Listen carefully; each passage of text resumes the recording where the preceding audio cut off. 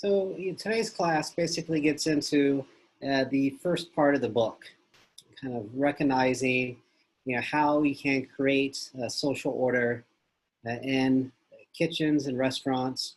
But as I like to say, we can apply these ideas to other work settings, to other social organizations too. So kind of keep that in mind throughout. And so basically, connecting Fine's book to the social construction of reality, what we're seeing is this dynamic between the personal, kind of the social psychological, kind of recognizing situations, responding to situations, and then the social. The social basically being the situations in which the people find themselves, the obstacles that people have to navigate to be successful in your social organization, in your workplace. So this kind of the first chapter gets into this idea of order needs to be created, and you can look at order being threefold. You have order being part physical, order being part symbolic, and order being part social. So I do want to take a minute to kind of break these three orders down, because the three orders, plural, need to come together to create kind of order overall with a capital O. And so the physical order is the space and the equipment. And so, I talk about in the lecture for today how it ties into the book. So let me kind of step outside the book and focus on, like a classroom setting. So for, education to occur, for the classroom to be functional, we need enough seats for students. So if students are coming in and there are not enough seats for everybody, then that's going to turn into kind of disorder or dysfunction rather than order and function. You need the proper equipment to be working.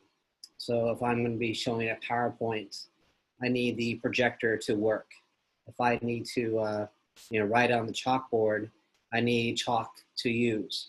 So if the chalk's not there, if the projector is not projecting the PowerPoint slides, then the order in the sense of the physical order is going to be more disruptive, and this can be very problematic in terms of getting education, effectively teaching and effectively learning. So that's what we're kind of looking at. And there's a physical sense to social organizations, and the physical order needs to be in play, it needs to be operative for order to occur overall. And then we can look at social order. So besides the projector, besides the chalk, besides the seats in the classroom, we can look at social order. So social order basically ties into the roles and responsibilities of everybody involved in the work environment, in the organization. So, my role as the instructor, I need to come to class, have prepared a lecture. I need to have prepared a lesson for that day.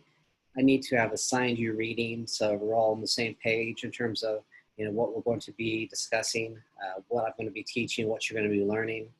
And when I fulfill my responsibilities attached to that role, then that social order is going to be in play. On the other hand, if I come to class not prepared anything, just kind of winging it, not really following the syllabus or any type of lesson plan, then that's when I'm not doing my responsibilities attached to my role. Thus, the social order is going to be a disruptive. So even though the projector may be working, the chalk may be there, we may have enough seats, the physical order may be in place. If the social order is not in place, then it's going to be more disruptive than anything. And so the same thing with students. So you need to do your responsibilities attached to your role as a student. Come to class on time. Do your readings, keep up with the syllabus, ask questions when you have questions. And so, again, I can do my responsibilities, but if you're not pulling your weight, then again, education is not going to be occurring. There'll be teaching going on, but there won't be any learning going on. So everybody needs to perform their role and their responsibilities attached to the role properly to create this social order. So far we got the social order in play, everybody's kind of doing their part. And then we have the physical order in play. Everything physical is working. We have enough space for people. And then finally, the symbolic order. So kind of the third piece to the puzzle if you want to create overall order in an organization or in a workplace. So here the symbolic order is more about kind of respect and recognition, recognizing a chain of command, recognizing the division of labor. And so, students, aren't listening to me. If you're on your phones, if you're kind of talking to one another, if you have, earphones in, not paying attention, then again, you're not doing your responsibilities, but also you're not kind of providing me the respect that the position I'm in kind of warrants. And then again, it'll be more disruptive. And likewise, if I don't respect students, if you're asking questions and I kind of blow off your questions, if you're asking me questions and I kind of make you feel stupid for asking me questions, then I'm not showing you the proper respect that you have in that role of the student. And then again, the symbolic order is going to be messy, and that's going to contribute to the overall order being more disruptive, more dysfunctional than orderly, than functional. So that's what we can look at. You can separate kind of three different types of orders, plural, that all come together to contribute to the larger order within the organization, within the workspace. So let me stop there. Do you guys have any questions about these three different types of orders and how they all need to come together to be productive as a whole?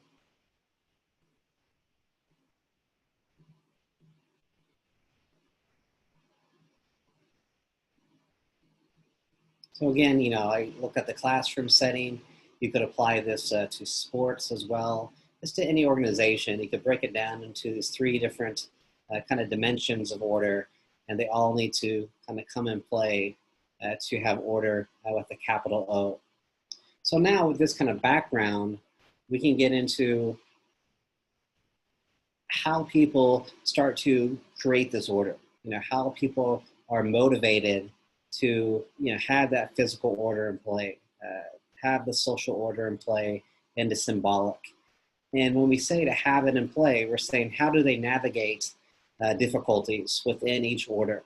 Why are they motivated to do so?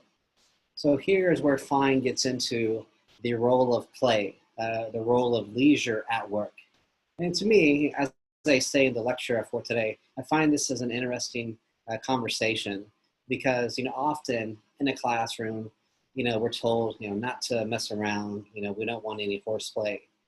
Often, on a team, if you're playing sports, the coach will say, stop messing around, you got to take this seriously. And then, at work, a boss or a manager may say to you, you do that stuff on your own time. When you're here, you got to focus on your work.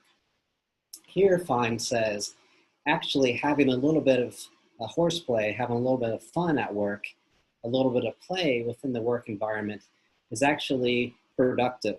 It's actually functional for the organization as a whole.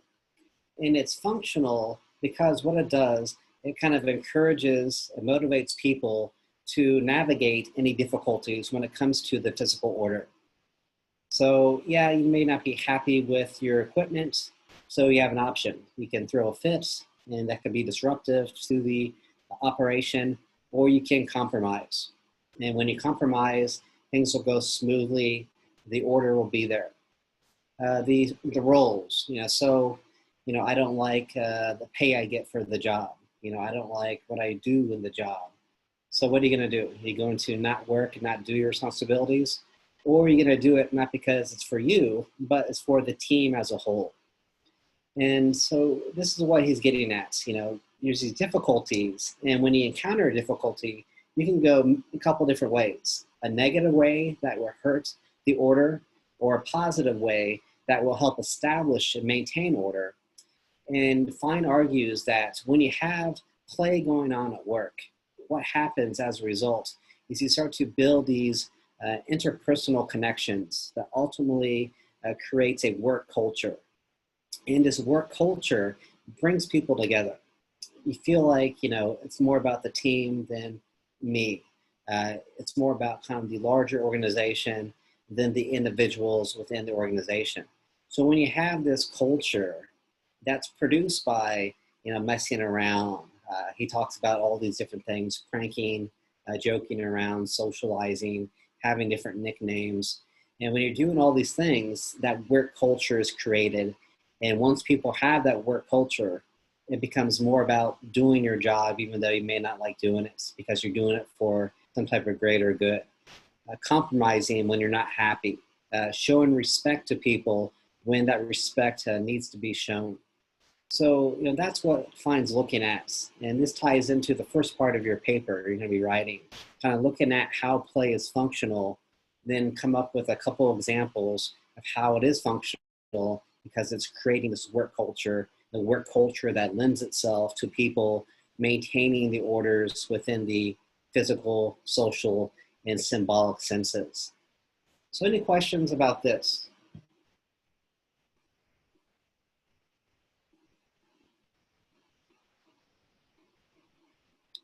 So, overall, that's what I wanted to touch on for today. Focusing on today's lecture, but kind of discussing it a little bit differently compared to what I do in the actual lecture, but also kind of recognizing how it ties into the book report, because this will be the first part of the report that you'll be getting into. So let me stop the recording now,